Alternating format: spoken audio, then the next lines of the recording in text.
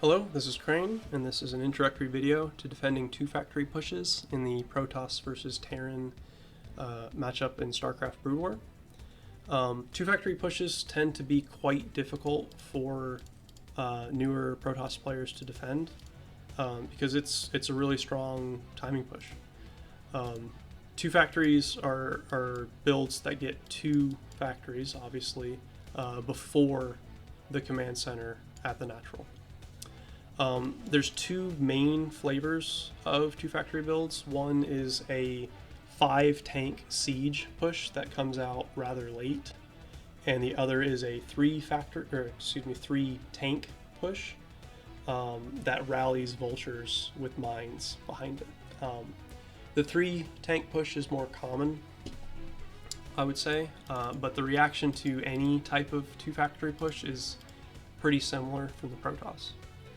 I'm going to break this up into three different sections. One is scouting the 3 factory, 2 is preparing for the push out, and 3 is the actual engagement with the push.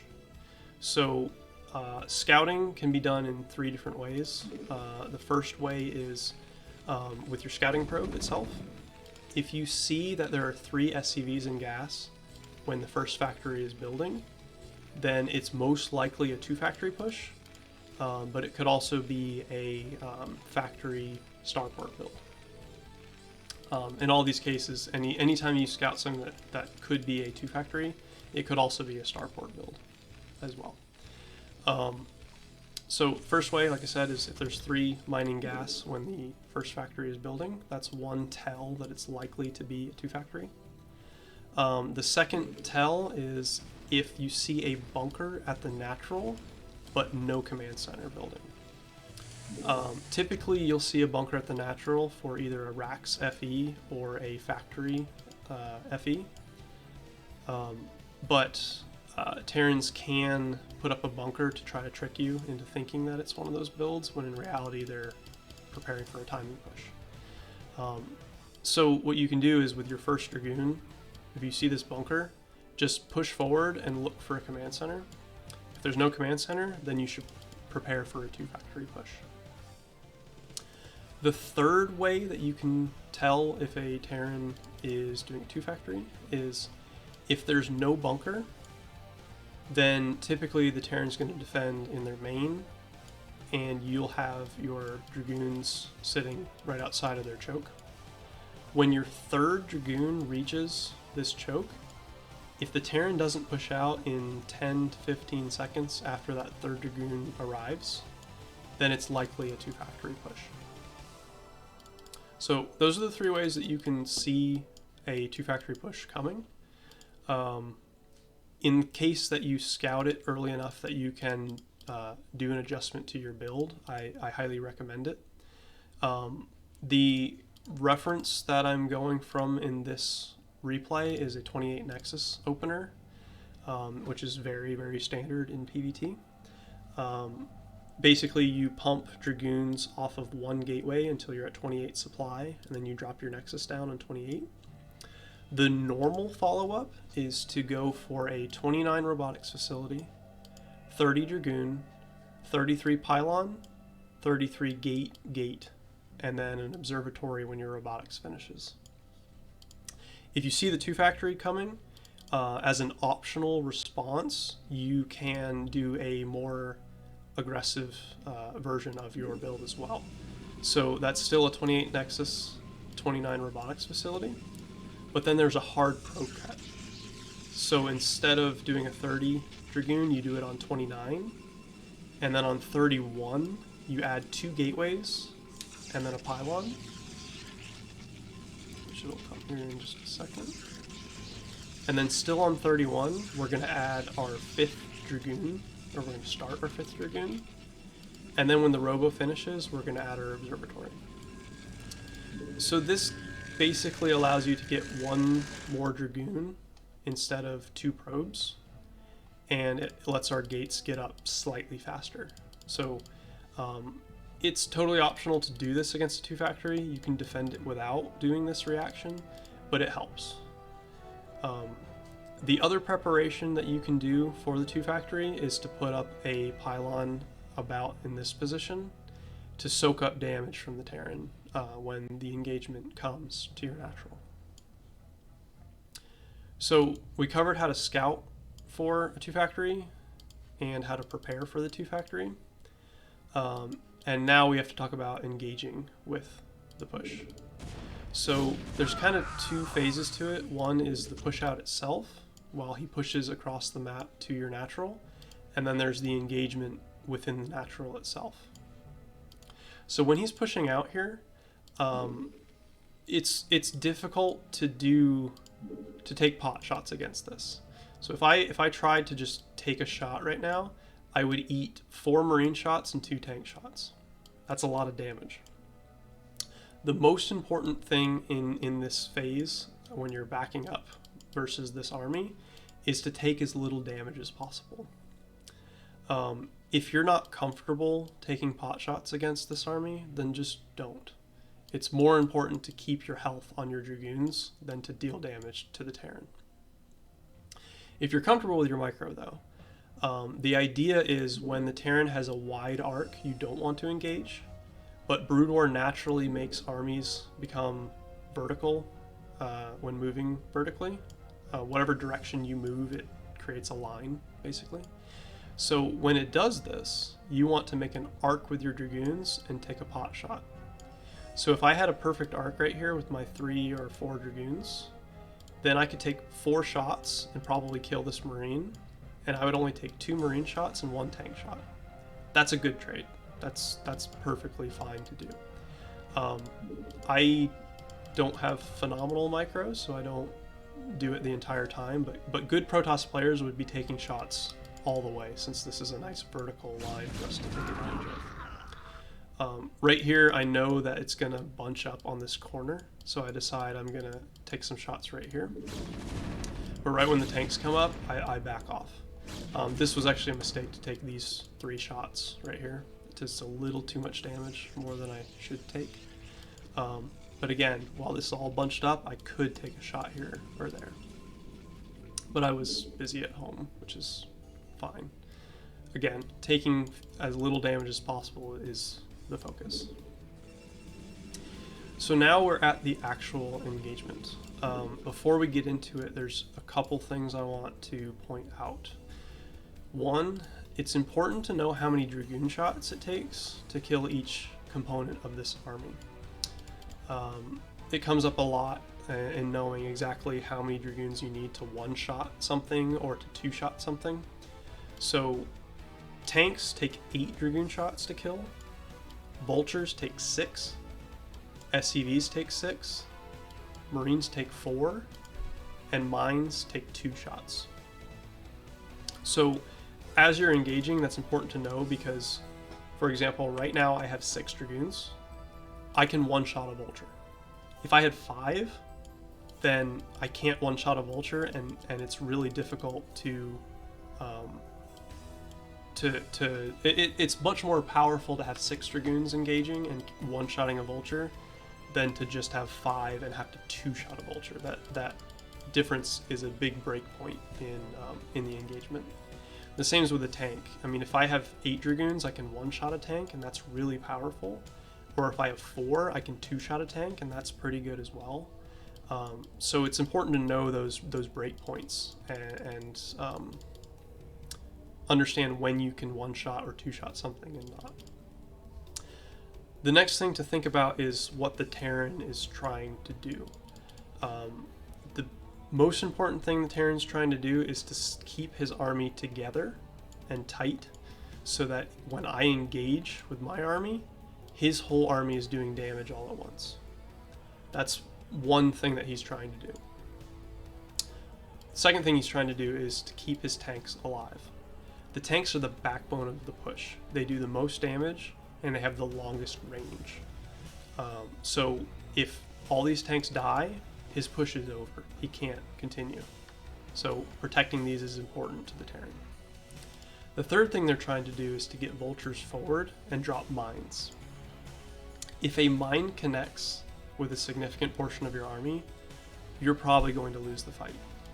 one mine hit is all it takes to completely lose the fight. Sometimes you can still hold, but it's pretty rare. Pretty much the most important thing you can do is not take mine hits.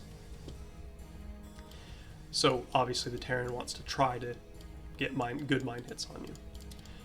So keeping all that in mind, your perspective, your thought should be, you want to keep your Dragoons quite deep inside of your natural so that the Terran has to move forward and engage you in a smaller arc. And you want to, number one, not take mine hits. I can't stress enough how much you want to not take mine hits. And that's done either by killing the vultures or with 6 Dragoon shots, or when a mine goes down, you can kill them with 2 Dragoon shots. Notice how we don't have observers right now, even though we have to engage this. So right when a mine goes down, you have to take your Dragoons and take it out. It's very important. The second thing we want to focus on is killing tanks. In general, if the tanks are vulnerable, you want to be aggressive with your Dragoons. You want to move forward and try to kill tanks. If the tanks are not vulnerable, if they're behind a wall of Marines, for example, you want to be defensive. You want to force these tanks to move forward while you take out the Marines and SCVs. So that's something you're going to see quite a lot in this engagement, is tanks are forward, we engage, tanks are back, we disengage. So I'm going to play this at slowest speed because there's a lot going on. So you see the tanks move forward and the Marines are behind. So I get aggressive. I move these Dragoons forward and my plan is to take out this siege tank. Smartly, the Terran moves forward with his vulture to drop a mine. So instead of focusing this tank, I kill the vulture because I know I'll kill it with these 6 Dragoons. I cannot take a mine hit, so I back up out of the mine's range and I kill it. And then I notice that these tanks are still quite forward, so I push forward with my Dragoons and try to snipe this tank again. But my Dragoons bug out and don't shoot because this is Brood War. So when this vulture moves forward, I instead take out this vulture. It managed to drop a mine, so what I do is I take these 2 Dragoons and I focus fire the mine, but unfortunately this Dragoon dies, and now I'm hoping that a second Dragoon is going to take out this mine. So I do fortunately get 2 shots on the mine. If that mine hit, it almost assuredly would have killed at least 2 Dragoons, probably 3, and severely damaged the rest. This fight would have been extremely difficult to win from there. But I got lucky. So again, I see the tanks are relatively forward, and I know that this tank only needs 6 shots to die because its health is, it's already taken 2 shots. So I move forward and try to hit it with 6 shots, but this Dragoon and this Dragoon don't target it for some reason, so I only get 5 shots, and it doesn't die, which is unfortunate. So I continue forward and I try to snipe it again. And notice how I wasted a lot of shots here. Ideally, I would have taken 2 or 3 Dragoons instead of all of them and hit the tank. And these other Dragoons, I would have started focusing this tank. It's really hard to perfectly engage here because we're watching it on slowest and we're playing it on fastest. So I'm describing a lot of things that are ideally things you want to do, but don't always happen because Brood War is hard. Right here, the tanks start to move back, so I have to retreat with my Dragoons. Notice this wall of Marines and SCVs. I can't get past this wall because it's spread out nicely, and these tanks outrange my Dragoons. So if I try to pursue any further, these Marines are just going to eat me alive. So I have to back up and shoot at the Marines. From here, the tanks start to move forward, so I just stutter step back and try to take out as many Marines as possible. And then I notice that the Marine count is very low, so I can take out the tanks. So I push forward and I start to try to take out these tanks, and I noticed that he went for siege mode as well. He's going to siege in just a second. That's pretty unusual, but it does happen.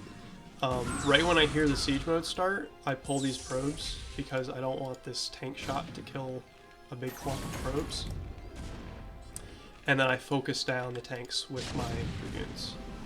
This vulture tries to set down a mine to save the day for him, but I try to spread my dragoons as much as possible to keep this mine from killing too many things all at once. If the mine went this way, it could have killed all of my probes, so I spread out this dragoon to the right, and I tried to keep this dragoon away and eat the mine so that I don't lose everything. And I've held. Once the tanks are dead, you have pretty much held the fight. You have to worry about vultures running by and killing a bunch of probes, but if you have any number of dragoons left over, you have basically won the fight. Notice how far ahead I am. I have 24 probes versus 18. I have 2 Nexi, and he has only 1 command center. I have 3 gateways and a robotics facility, and he has 2 factories and no eBay, no academy, nothing. I'm so unbelievably far ahead that I'm almost guaranteed to win this game. Based on that, something to think about is if you are really, really struggling with the 2 factory defense, you can just pull your probes. Right when the Terran pushes in, just grab all the probes at your natural and engage it with your dragoons. It's fine. If I lost all 6 of these probes, I would still be massively ahead. All that matters is that you hold and don't lose your natural. If you hold and keep your natural, you are very far ahead. So it's totally fine as a response to pull all these probes right when the Terran pushes. So just to recap a little bit, scouting the 2-fact is important. Reacting with your build helps out quite a bit, but the actual engagement itself is the most important thing that you can do. You want to engage deep in your base. You want to take as little damage as possible during the walk-in, and you want to focus down tanks when they're vulnerable and back up when the tanks are not vulnerable, and don't take any mine shots. I think that's pretty much it. Good luck.